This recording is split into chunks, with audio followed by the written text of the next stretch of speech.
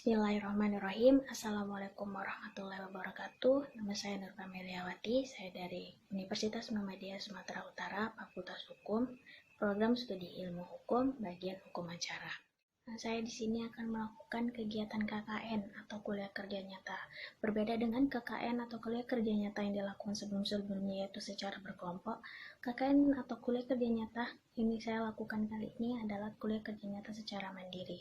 Kuliah kerja nyata secara mandiri ini dilaksanakan guna untuk memutus rantai penyebaran virus COVID-19 yang telah melanda negara kita selama beberapa bulan ini.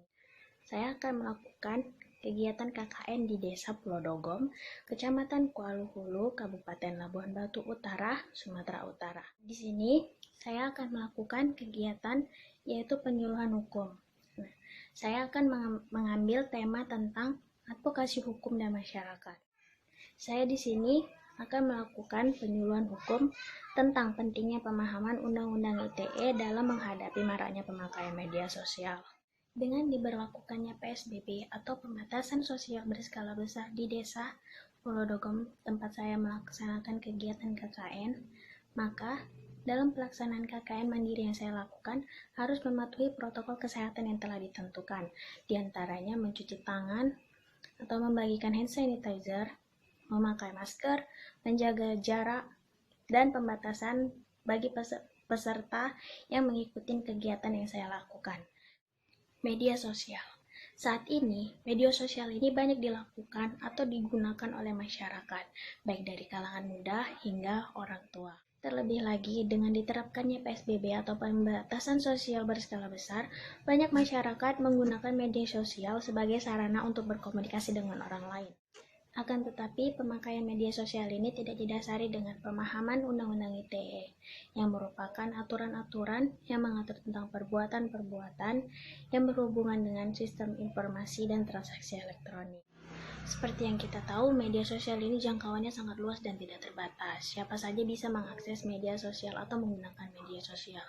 Jadi, jika penggunanya kurang memahami tentang aturan-aturan yang tertera dalam Undang-Undang ITE, dikhawatirkan perbuatan atau kegiatan mereka yang dilakukan di media sosial dikhawatirkan melanggar isi-isi yang sudah tertera dalam Undang-Undang ITE dan akhirnya merugikan diri mereka sendiri. Jadi, saya akan memberikan pemahaman kepada masyarakat tentang apa itu Undang-Undang ITE, lalu apa perbuatan-perbuatan yang dilarang dalam Undang-Undang ITE yang banyak dilakukan di masyarakat.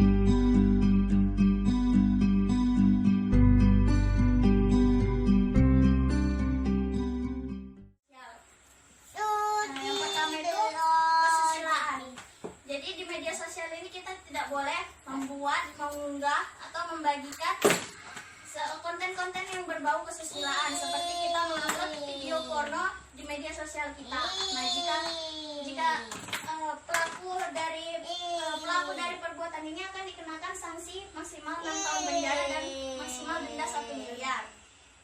Baru yang kedua adalah perjudian.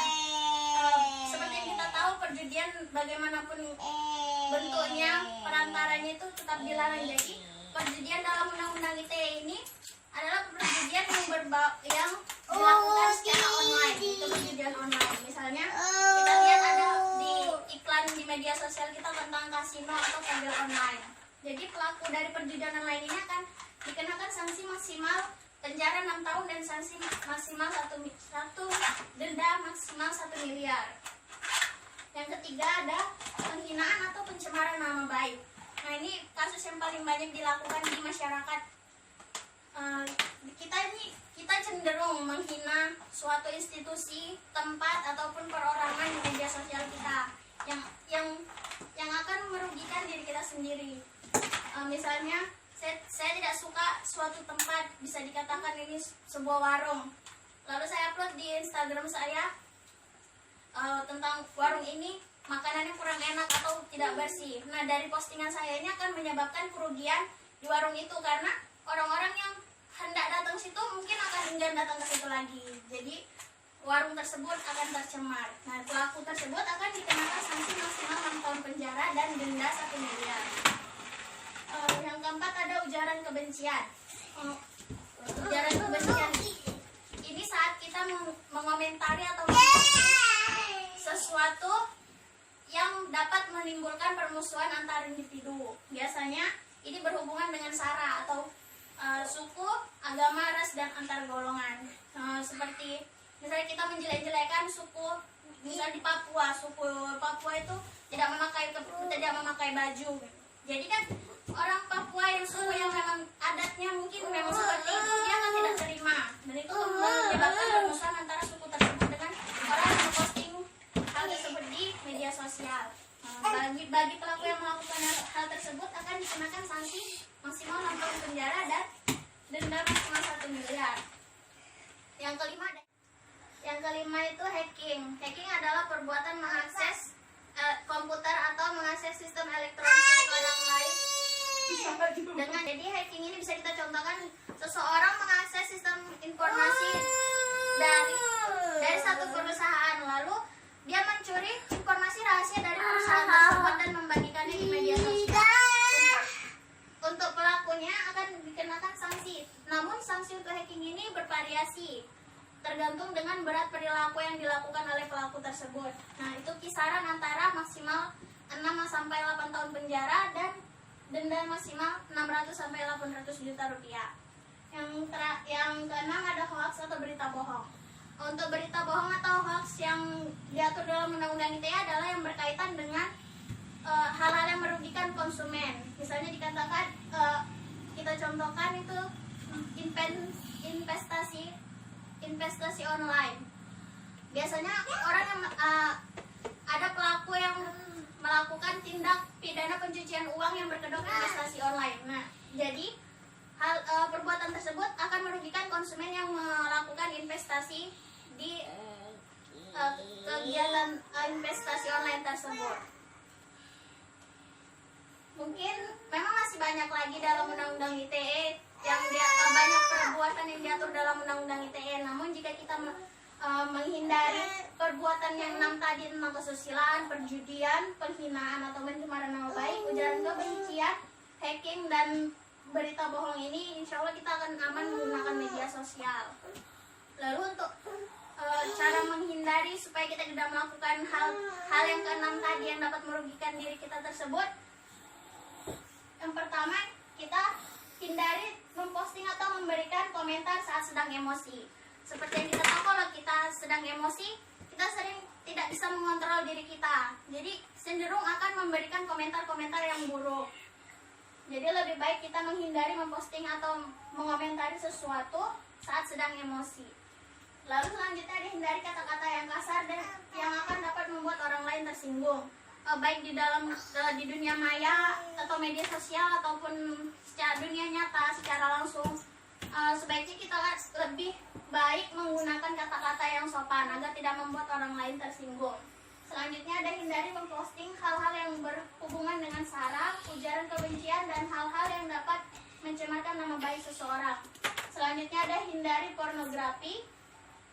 Lalu jangan menyebarkan berita yang belum diketahui kebenarannya. Ada baiknya jika kita mendapatkan suatu berita, kita cari tahu dulu apakah berita tersebut benar adanya atau nyata, baru kita posting. Jika kita belum tahu apakah berita itu benar, lebih baik kita simpan saja atau cukup berhenti di kita. Yang selanjutnya ada update tentang undang-undang ITE terbaru. Karena masyarakat ini di dalam masyarakat ini media sosial ini atau teknologi ini kan sangat berkembang pesat di masyarakat. Jadi undang-undang ITE juga akan mengikuti perkembangan tentang teknologi tersebut. Jadi ada baiknya kita selalu mengupdate info-info terbaru tentang undang-undang ITE. Baru yang selanjutnya ada belajar dari pengalaman atau kesalahan sebelumnya. Jadi jika kita pernah melihat orang yang pernah terkena masalah karena media sosial, lebih baik kita lihat apa yang dilakukannya dan kita pelajari, kita tanamkan dalam diri agar kita tidak melakukan hal tersebut. Mungkin itu saja yang dapat saya sampaikan. Mungkin ada yang kurang paham, akan saya berikan kesempatan untuk bertanya. Adakah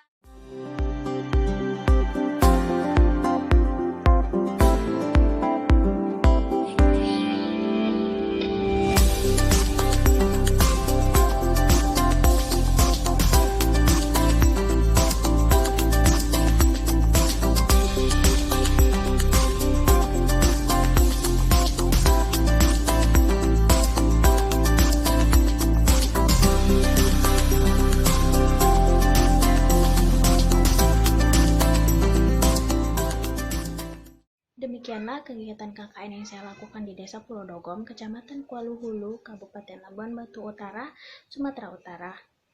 Semoga kegiatan yang saya lakukan beberapa hari ini berguna bagi masyarakat dan saya sendiri. Saya akhiri. Assalamualaikum warahmatullahi wabarakatuh.